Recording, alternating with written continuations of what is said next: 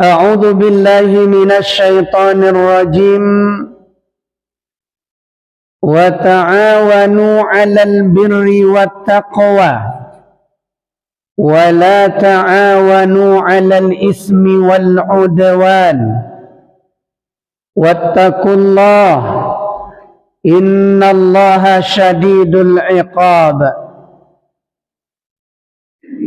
Tolong menolonglah kalian untuk berbuat kebaikan dan ketaatan, dan janganlah kalian tolong menolong untuk berbuat dosa dan permusuhan. Bertakwalah kalian kepada Allah, sesungguhnya azab Allah itu sangat berat.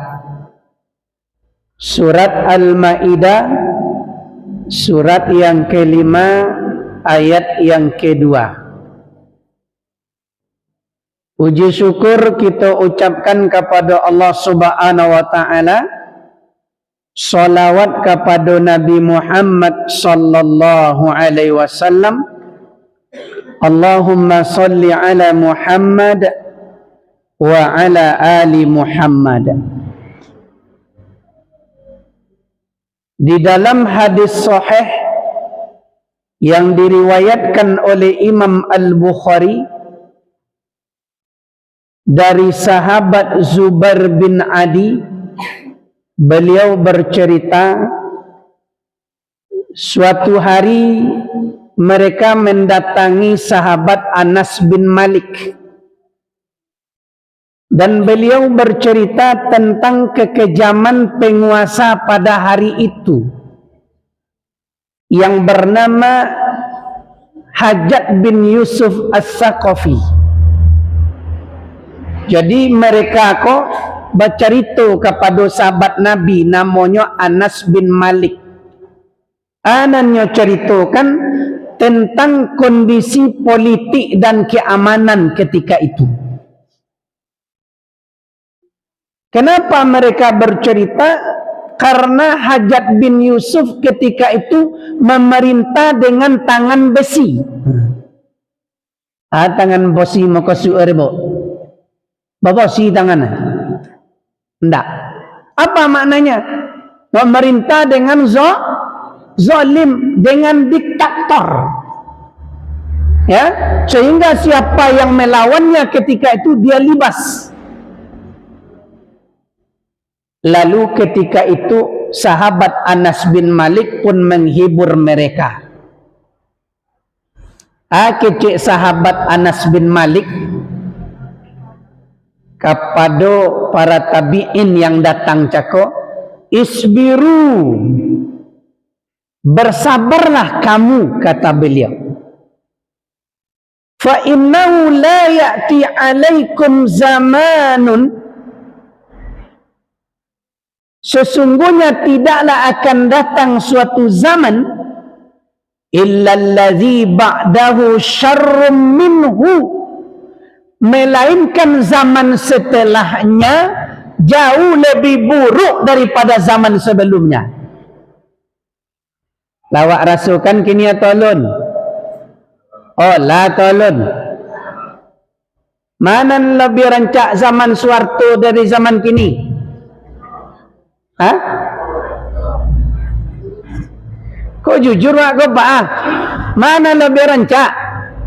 Dulu atau kini? Dulu. Berarti kan terbukti itu hadis Nabi itu. Kalau Nabi yang berbicara itu pasti. Ya? Kenapa? Nabi itu berbicara bukan mengikuti hawa nafsunya, melainkan berdasarkan wahyu yang diwahyukan kepadanya. Wa ma yantiqu 'anil hawa in huwa illa wahyu yuha. Tidaklah Muhammad itu berkata mengikuti hawa nafsunya, akan tetapi dia berkata berdasarkan wahyu yang diwahyukan kepadanya. Nah, Jadi Anas bin Malik bercerita ko keciknya sami'tuhu min nabiyikum sallallahu alaihi wasallam. Itulah yang pernah aku dengar dulu dari Rasulullah sallallahu alaihi wasallam. Keciknya cakap bahwa zaman setelahnya jauh lebih buruk daripada zaman sebelumnya. Mangko berdasarkan hadis iko kuah, ulama memberikan beberapa penjelasan kepada kita. Ada 3 pemimpin yang dibenci dan dilaknat oleh Allah dan Rasulnya. Jadi kaji kita pagi kini adalah 3 pemimpin yang dilaknat oleh Allah dan Rasulnya. Siapa yang pertama? Pertama adalah pemimpin yang zalim dan diktator. Ya, pemimpin yang zalim dan diktator. Zalim itu arti apa? Aniaya. Iya. Aniaya. Maniaya orang kerja gitu itu zalim nama tu. Apa dia minta pajak tak? Iya tu tak? Ibu bayar pajak tak? Zalim tu tak dah? Kini barang nyanyi ada pajak. Tu di Pati Jawa Tengah, gara-gara bupatinya menanyakan pajak, demo masyarakat menuntut supaya bupati mundur. Sampai 250% yang nyanyian pajak. Bahkan ada yang lebih gila lagi daripada itu, 1000%. Zalim atau tak ada? Mencoki atau tak ada? Jadi terbukti apa yang disampaikan oleh Nabi sallallahu alaihi wasallam, akan muncul pemimpin-pemimpin yang zalim, kata Rasulullah. Ya, dulu ketika kampanye kecilnya, ketika kampanye kecilnya, cucuklah saya, ya. Apa soto cucuk sari? Iya atau tak? Ambo nak soto lah. Apa ambo lah tahu? Demi Allah gua pemimpin kini gua tak ada mau soto cucuk dah. Tuh lah tahu. Awaklah dikhianati. Sistemnya itu tidak benar. Ya, itulah akibatnya tu. Nah, lah kita saksikan hari kini kenyataannya. Jadi yang disampaikan Nabi itu tidak mungkin salah doh. Itu pasti. Sebab Nabi mengecek berdasarkan wahyu dari Allah Subhanahu wa taala. Bukan hawa nafsunya Nabi berbicara. Ya. Jadi kalaulah Nabi nak mengecek tu akan muncul pemimpin yang zalim keceknya. Ya. Kan gitu nak. Ale nanti patakut-takut nak dia kini. Kalau tanah tidak diolah selama 2 tahun menjadi milik, sehingga dibuat orang bergora-gora di medsos. Bini kalau tidak lo dia pun selama 2 tahun tuan dia di negara le. Apa ala utak orang ni? Cara berfikirnya tu apa ala kira ni? Kan ditakut-takuti umat namanya. Seperti itu. Rakyat ditakut-takuti. Dibuat resah. Dibuat gaduh. Tak nyaman dah. Ibu lain nyaman tak? Disita ibu di negara 2 tahun ke rumah? Tanah. Uang yang ada di bank tidak kita kelola dengan baik selama 3 bulan, maka rekeningnya diblokir. Nah, terbukti atau belum tu? Ustaz Das'ad Latif yang Ustaz viral tu, rekening pembuatan mesinnya diblokir. Salah satu bupati di Riau, ya, itu guru-guru ngajinya, garimnya, imam masjidnya, rekeningnya juga diblokir oleh pemerintah. Zalim atau enggak tu? Pilih aja lah, itulah akibatnya. Makanya tadi kan disampaikan oleh Ustaz Arnold tadi, dari kini kita harus persiapkan pemimpin yang soleh itu, tak pemimpin coler.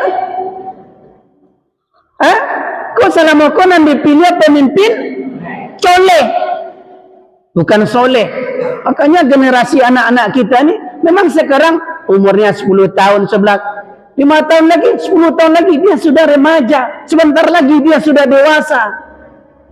Makanya perlu kita persiapkan hari ini, ya.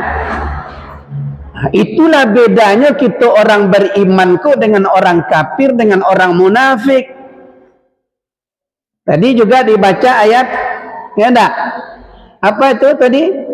Setelah ayat kursi itu, la iqra hafiddin. Setelah itu apa lagi? Allahu waliyul ladina amanu yukhrijuhum minadh dhulumati ilan nur. Allah lah walinya orang-orang yang beriman. Kenapa? Karena Allah itu mengajak manusia ini dari kegelapan kepada cahaya, dari kekafiran kepada keimanan, dari kesyirikan kepada tauhid, dari yang haram kepada yang halal. Itu orang-orang beriman, makanya walinya Allah. Walladzina kafaru awliya'uhumut taghut. Adapun orang-orang kafir, kata Allah, walinya adalah taghut. Taghut di situ tuh kalau dalam tafsir maknanya syaitan. Ya, jadi wali orang kafir siapa? Syaitan. Wali orang munafik siapa? Syaitan. Apa kerjanya? Apa kerja syaitan? Yukhrijuhum minan nuri ila dhulumat. Jadi dari kegelapan kepada cahaya. Kalau orang kafir dari cahaya kepada kegelapan. Jadi kalau ada tagar dibuat di mahasiswa kini Indonesia gelapnya, anda dosa lah ada ke? Aku banginnya di kecil Indonesia gelap. Dah, itu pemimpinan pertama tu dan dilaknat oleh Allah dan Rasulnya. Pertama cakap pemimpin yang zalim dan diktator. Aku menteri keuangan ko cik, lah pandai pula mengecek. Enaknya sama-sama kan pula pajak je zakat. Akan nilai nama. Pajak ko hukumnya ko wajib atau sunat? Kini lah tak balik ya tak? Kini dia orang ko pajak dan wajib zakat. Itulah rusaknya. Nah, kedua, wah tak panjang-panjang ngaji gini nah. Pemimpin yang dilaknat oleh Allah dan Rasulnya yang kedua adalah pemimpin yang suka berdusta dan berbohong.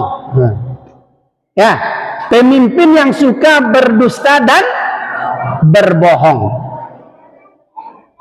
Kecik Nabi kuat di dalam hadisnya Pak, yang diriwayatkan oleh Ibnu Majah, ya, dari sahabat Abu Hurairah radhiyallahu anhu, beliau berkata bahwa Rasulullah sallallahu alaihi wasallam bersabda, sayati 'alan nasi sanawatun khadda'ah,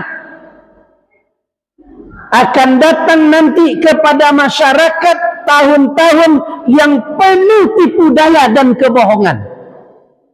Allah wa rasul kini tolun. Allah tolun. Allah. Yusaddaku fiha al-kazib wal kadzabu fiha as-sadiq. Orang yang benar didustakan, orang yang dusta dibenarkan. Lah nampak tak, Pak? Contoh kasus ijazah palsu Jokowi. Ijazah palsu. Kan nampak tu bukti-buktinya, sadonya tu. Kau orang yang benar, kau orang yang tidak benar, kau orang yang jujur, kau orang yang dibayar. Nampak semuanya. Ya, jadi ketika itu kata Rasulullah, ya, muncul kebohongan, ya enggak? Muncul manipulasi. Kan lawak coliak, lawak tonton sendiri kan? Sudah itu kata Nabi lah. Wa yu'tamanu fihal kha'in wa yukhawwanu fihal amin. Orang yang amanah dikhianati, sementara pengkhianat diberi amanah. Ya Pak, orang yang amanah, orang yang baik dikhianati, sementara pengkhianat diberi amanah, diberi jabatan.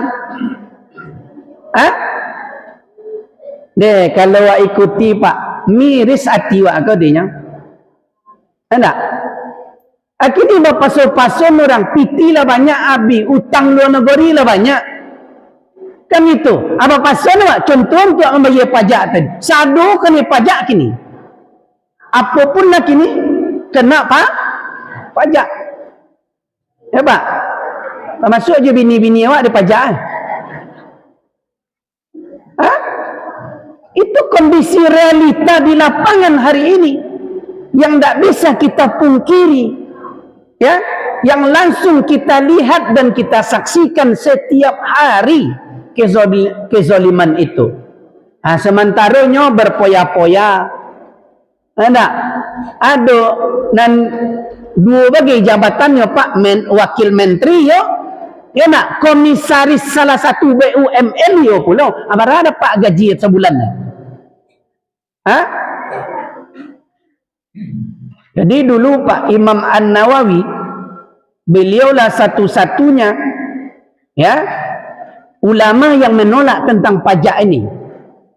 Ya, di negeri Syam ketika itu. Jadi penguasa ini, rajanya ketika itu mewajibkan kepada seluruh rakyatnya untuk mengeluarkan pajak untuk perang.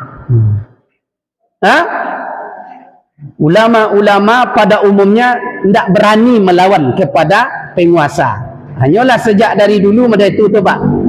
Kalau adonan korek, kalau adonan melawan, diintimidasi, ditakut-takuti, ditangkap, bahkan sampai ada yang dibunuh. Itu konsekuensi itu Pak. Sudah sejak dari dulu ditakut-takuti, akhirnya tidak ada yang berani protes. Hanya Imam An-Nawawi ketika itu, ya, yang tidak setuju. Akhirnya apa? Ditanya oleh raja, apa alasan anda tidak setuju kami memungut pajak untuk berjihad? Apa kata Imam An-Nawawi ketika itu? Wahai raja, ya, tidakkah engkau memperhatikan bahwasanya menteri-menterimu gajinya besar? Pelayan-pelayanmu di istana juga besar gajinya. Kenapa tidak diambil dari uang-uang pribadi mereka itu? Kenapa harus diberatkan kepada rakyat? Itu kecil Imam An-Nawawi. Akhirnya raja marah. Diusirlah ketika itu Imam An-Nawawi dari negeri Syam. Hanya ada itu gaya ada. Pemimpin tu ada itu Pak. Kalau ada nama kritiknya, ujung-ujungnya penjara. Itu buktinya petang. Bambang Tri sama Gus Nur kan mengkritik ijazah palsu Jokowi. Ujung-ujungnya Pak, penjara. Walaupun tidak ada buktinya kan begitu. Macam-macam undang-undang IT lah. Dibuat kesalahan-kesalahan barulah. Itulah kondisi, ya, yang disampaikan oleh Nabi sallallahu alaihi wasallam. Lalu ketika itu Rasulullah juga melanjutkan wayantiku fiha ruwaibidah. Lalu ketika itu kata Rasulullah muncullah pemimpin, ya, Ruwaibidah. Qila, lalu ada yang bertanya ini, wa mar Ruwaibidah? Apa itu Ruwaibidah ya Rasulullah? Qala, Rasulullah bersabda, ar-rajulu tafihu fi amril ammah. Rasulullah menjawab, Ruwaibidah itu artinya adalah orang bodoh jadi pemimpin.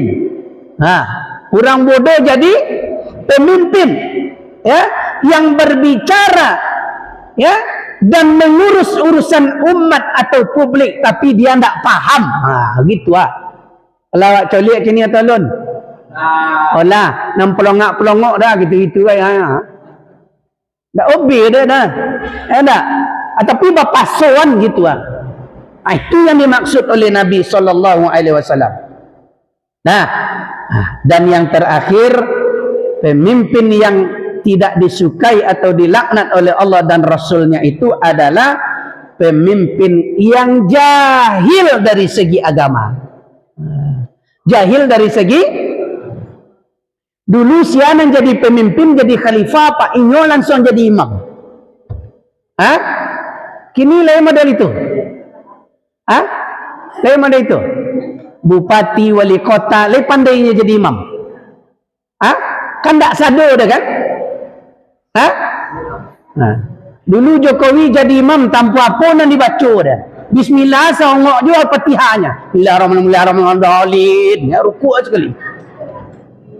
Ada video Pak, jadi ada Pak. Dibaca dengan surah Al-Humazah, ndak tentu juang pangkal. Padahal ulama banyak di belakangnya tu. Ulama kau nan bodoh. Ulama nganya dah suruh maju. Artinya jadi imam tu siapa?